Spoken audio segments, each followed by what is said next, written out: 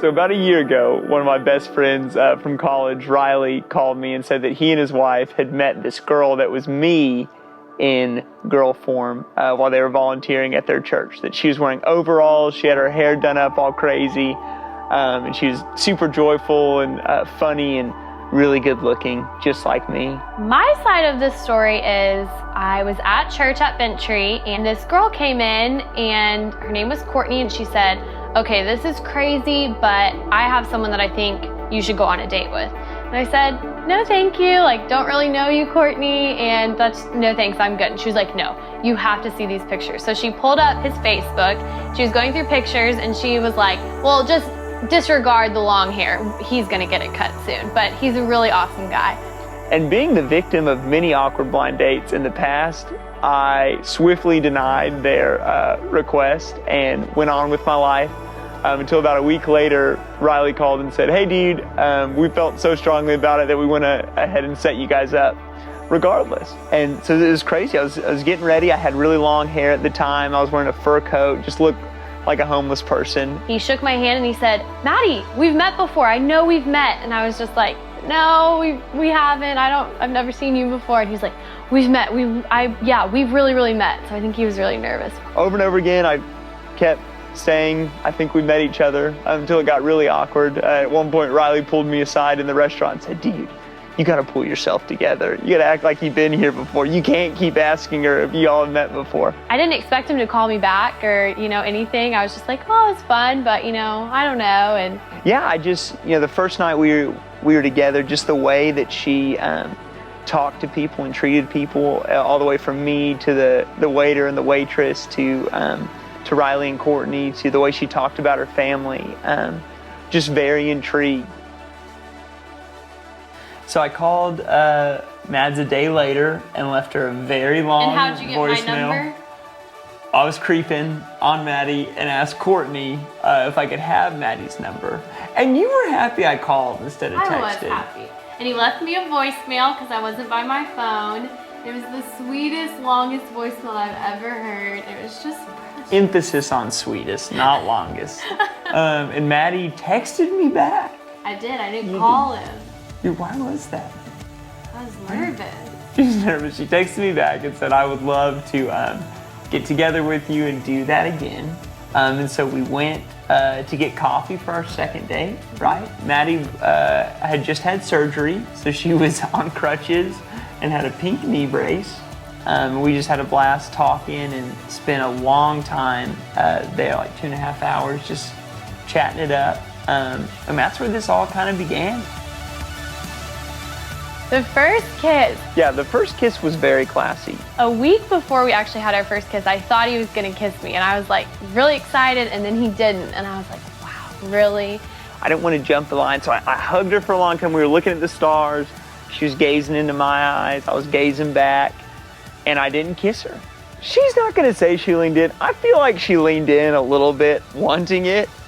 And of course I wanted it too, but I wanted it to be more, honoring of our relationship and where we were at. And yeah, so she definitely wanted it. I think that was a week before. Hugging. It was not was the night before. No. It was the night. It was the week before. Agree to disagree. Okay. It was the night. It was the week.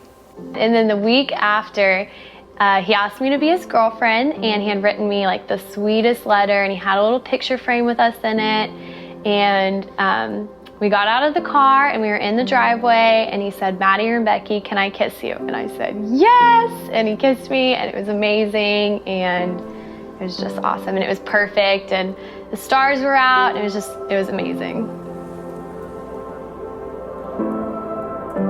We went ring shopping and it had probably been, I don't know, 2 months since we had gone ring shopping and I was like kind of getting antsy, like, okay, like let's just like propose, let's do it, come on. And I was sitting down with Kathy and I remember this like it was yesterday and she was like, when do you think it's gonna happen? And I was looking at the calendar and I scrolled down and I said, July 5th, like that's when it's gonna be.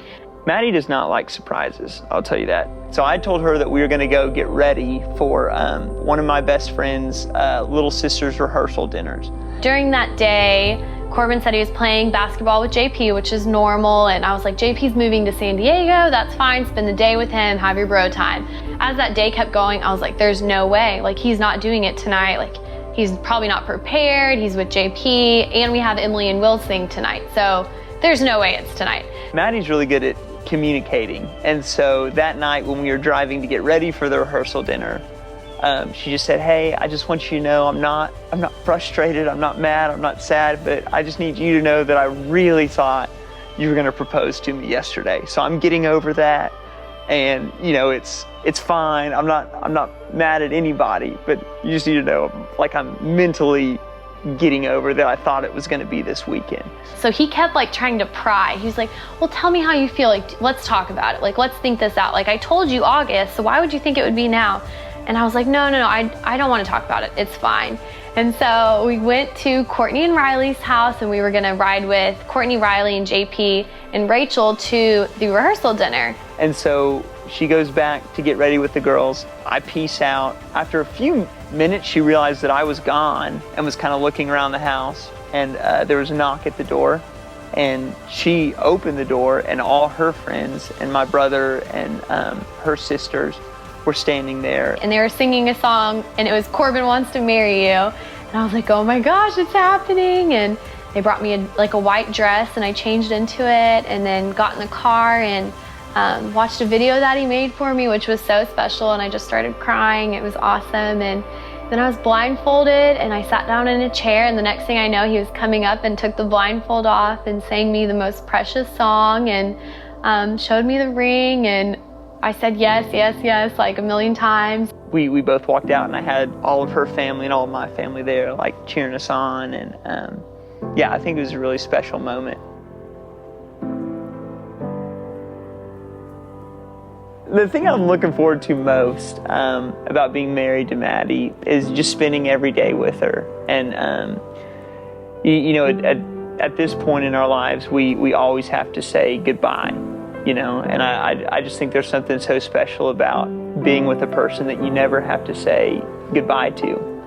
I think just like getting to live life with him, like next to him all the time, and the little things like brushing our teeth together and waking up next to each other, and just getting to live like this adventurous life the Lord has given us, and serving Jesus together and seeing where he leads us and how he uses us. I think that's what I'm just most excited for.